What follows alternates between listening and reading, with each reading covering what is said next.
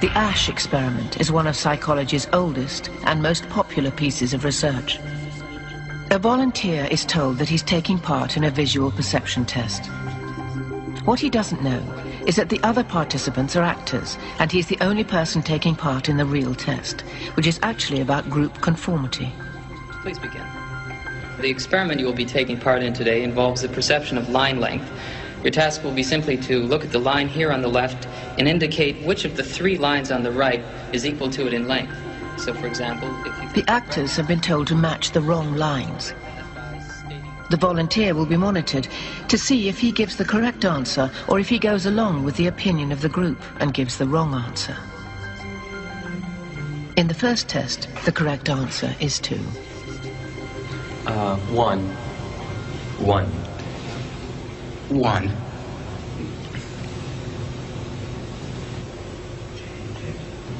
It's 2. 1. Once again, the correct answer is 2. 3. 3. 3.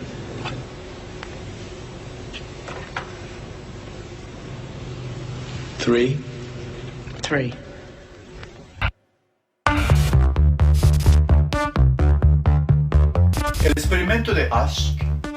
The Ash conformity experiment has been repeated many times.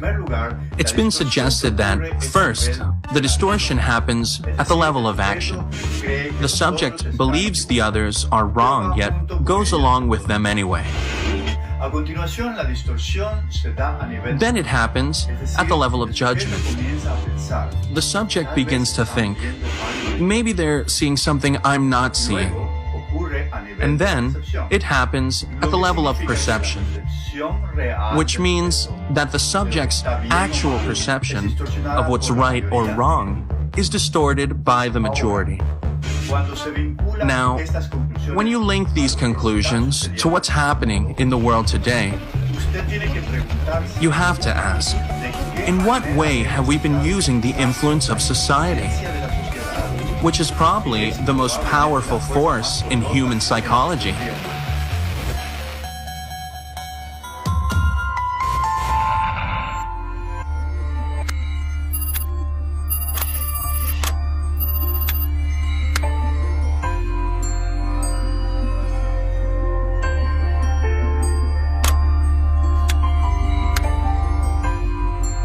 Over 40 years ago, I was cloning stem cells, and one of the first experiments just so blew my mind that it really changed the whole course of my education and my life. I put one stem cell in a culture dish all by itself, and that stem cell divides every 10 to 12 hours. After about a week to 10 days, I have thousands of cells in the petri dish, but what's most important is all these cells are genetically identical to each other. And then what I did, and this is the experiment, I separated a culture of genetically identical cells into 3 different petri dishes, and I changed the environment. But the culture medium to cells is like the world that we live in. It's got the air, the water, the food, all the things in it. So I had 3 different environments, yet genetically identical cells in each dish, and the results revealed that in environment A, the cells form muscle, in environment B, the cells form bone, and in environment C, the cells form fat cells. What was so profoundly important about this is if you ask the question, what is responsible for controlling the fate of the cells? What the experiment clearly revealed was that all the cells were genetically identical. The only thing that was different from one dish to the other dish was the environment.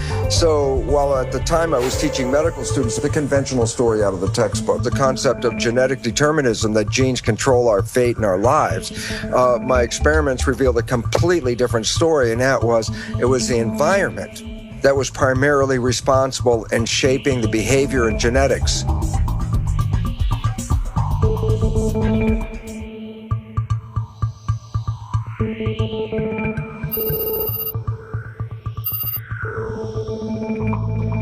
And there's new research out of Harvard Medical School about social contagion. And I think it's kind of obvious and intuitive that you catch the moods of people around you, but now they're finding that people get fat in groups, they get happy in groups, they quit smoking in groups.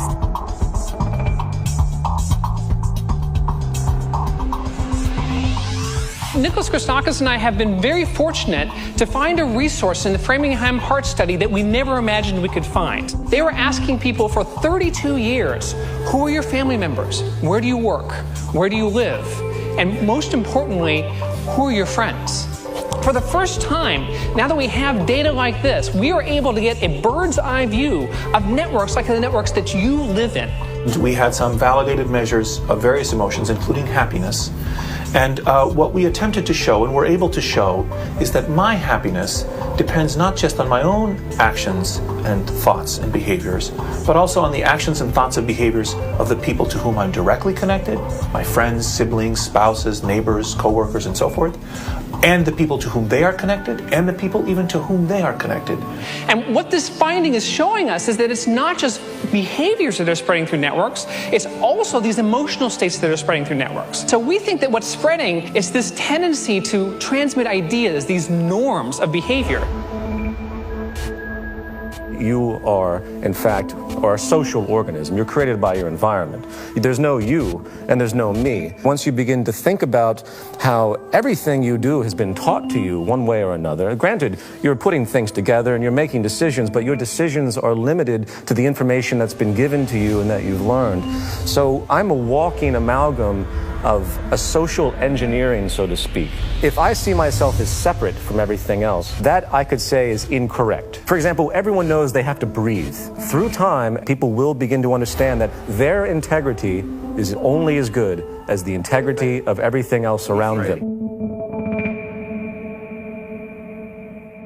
So what is happening in science is really quite pathetic, and what is happening in the public at large is also equally pathetic, because what is happening is that by pretending to be something, we are becoming that something. By pretending to be something, we are becoming that something.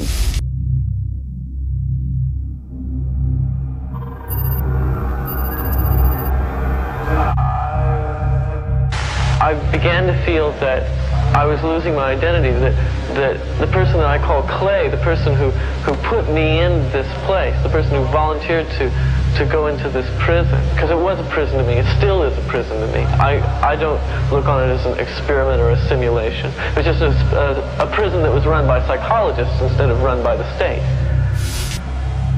In 1971, today's well-known psychologist, Philip Zimbardo, decided to examine what would happen if you take perfectly normal and healthy young students and create a prison-like environment within Stanford University and tell them, for the next 2 weeks, some of you will act as prisoners, and some of you will act as guards. One day into the experiment, a riot broke out. The guards began humiliating the prisoners. They used physical punishments. Some became extremely sadistic. The prisoners began to have emotional breakdowns. Some had to be removed from the study early, and after only 6 days, the experiment had to be completely shut down.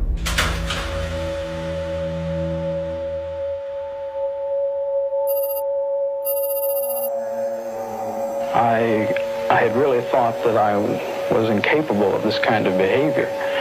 I was surprised, no, I was dismayed to find out that I could really be that I could act in a manner so absolutely unaccustomed to anything I would even really dream of doing. And while I was doing it, I didn't feel any regret. I didn't feel any guilt. It was only afterwards when I began to reflect on what I had done that this behavior began to dawn on me, and I realized that this was a part of me I hadn't really noticed before. By pretending to be something, we are becoming that something. By pretending that we are mindless matter, we are just material and that's it. We are excluding the finer aspects of life. We are excluding the finer aspects of our experience. And this is very serious business.